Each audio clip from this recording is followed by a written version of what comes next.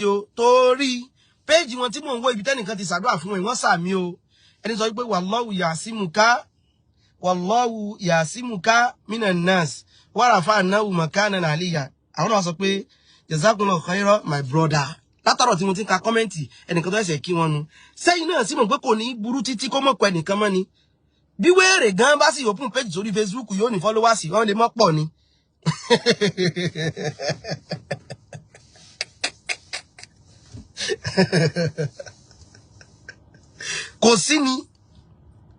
kò sí ni yóò ní followers èyàn gbọ́dọ̀ rẹ̀ ní nǹkan tó ṣe pé òun náà ya wèrè bí ìtẹ̀yàn ẹni yìí náà sáà kí wọn ẹnìkan tó ní bàbá súbesúbe is that so ẹnìkan tó ní bàbá yìí òun tanra rẹ̀ lọ yá kìí ṣe irọ́ rárá àbí kí lélẹ́yìn ẹni yàtọ̀ pé bàbá yìí òun tanra rẹ̀ yìí rí Yorùbá dáadáa ẹnìkan tó ní olórí burúkú ẹ̀dá but it had been oníyàwó mẹ́ta was in support of you you will not have said this olòṣì àgbàlagbà comment ẹnìkan mò ń ká o comment ibo sì ń ká o olòṣì àgbàlagbà Èkó lẹ́ni yẹn fi kọ́ olòṣì àgbàlagbà Èkó ló fi kọ́ ẹnìkan ní ṣé bàbá ńlá ṣé bàbá ẹnìkan sọ pé ṣé bàbá ńlá kú bàbá yín ló ra dátà àbí sẹ́ẹ̀tì fún ó lọ́ba yìí sọ wípé ká kìlọ̀ fún mi kí mọ́ ṣe tí mo ṣe mọ́ ẹni wọ́n fọ́ lésì pé ṣé bàbá ńlá bàbá kú yín ló ra dátà àbí sẹ́ẹ̀tì fún ẹ gbọ́ ṣé bàbá ńlá bàbá kú yín ló ra dátà fún mi àbí fóònù fún mi mo ń ka kọ́mẹ́ǹtì ni o bàbá súbesúbe ẹnìkan tún ní bàbá àwọn òbí rẹ wọ́n ti jèrè rẹ dáadáa ìwọ ló fẹ́ jèrè àwọn ọmọ rẹ ìdí sí rèé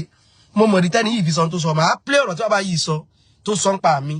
ẹgbẹ́ tí ìdẹ́bi tó sọ ń pa mi ó sì àwọn èpè kan fún mi ó ní agbára gan bọ̀ kò ní ìtumọ̀ sí èmi fa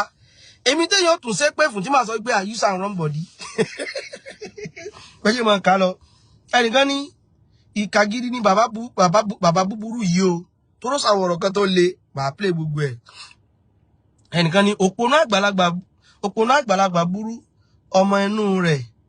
òpòlò àgbàlagbà burú ọmọ inú rẹ̀ ó ga fún yín o ọmọ inú rẹ̀ ló fẹ́ mọ́ bú ó mọ̀ ga fún ọ òpònú rádaràda ẹnìkan tó sọ wípé bàbá ìfẹ́ wọn dákọ̀ rẹ̀ tán dákọ̀ ń bẹ̀ ni o please I'm begging you in the name of Allah let us leave oníyàwó mẹ́ta ìyẹn sáà rojọ́ lọ ẹnìkan tó wá fún yẹn náà lè sí ìgbé dey play ẹ máa gbọ́ o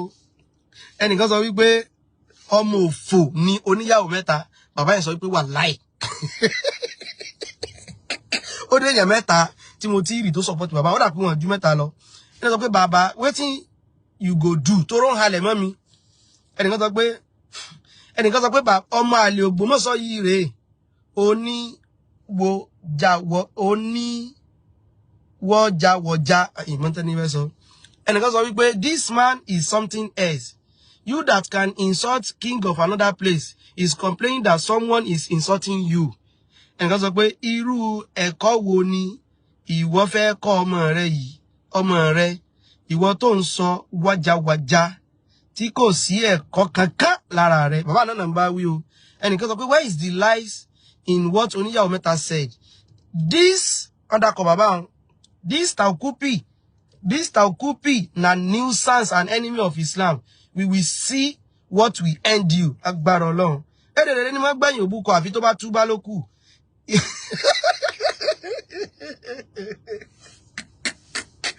ẹnìkan ní ìwọ ní wọn ò kó lẹ́tà mo sọ gbogbo nǹkan ẹnìkan sọ pé you are chatting rubbish baba you need to look for something better to do ẹnìkan sọ pé you are a great liar ẹnìkan sọ pé it was ó wá dákọ ẹni tó gbé mi gbà yẹn gangan ó lẹ́ni yẹn ló gbé oníyàwó mẹ́ta kìí sí Malam Yusuf Adépọ̀jù mo ti clear bíbẹ̀ yẹn